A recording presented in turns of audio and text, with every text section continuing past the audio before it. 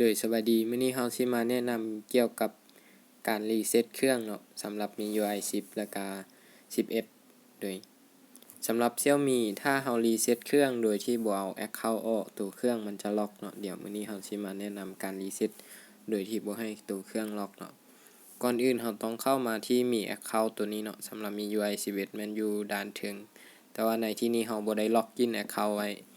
ถ้าเราล็อกอินเราต้องได้มาใส่เอาออกจากแอ็กเคานต์ตัวนี้ก่อนเนาะ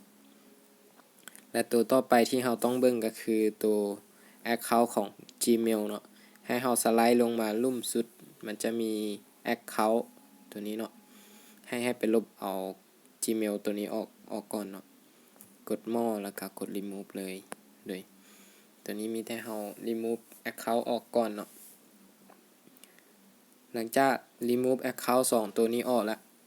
ให้เรากลับขึ้นมาอยู่ทางเมนูตัว My Device ตัวนี้เนาะโดยคลิกเข้าไปปึ๊บแล้วก็เลื่อนลงมาเนาะจะมีคำว่า Backup and Reset ตัวนี้เนาะโดยให้กดเข้าไปหลังจากนั้นให้เลื่อนลงมาลุ่มสุดเลยโดยจะมีตัวนี้ Erase all data Reset Factory ตัวนี้เนาะกดตัวนี้เข้าไปปึ๊บในที่นี้มันจะถามขึ้นมาอีกเทื่อนึงว่าให้ลบข้อมูลทั้งหมดบ่ตัวนี้เรากดเข้าไปเนาะมันจะถามแล้วมันจะกด Next Auto เองเนาะ10วิถ้านั้นเราก็กดไปต่อเนาะ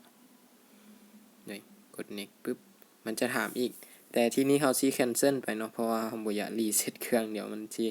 วิดีโอมันสิลึบเบิดเลยนี่เจ้าเข้าใจ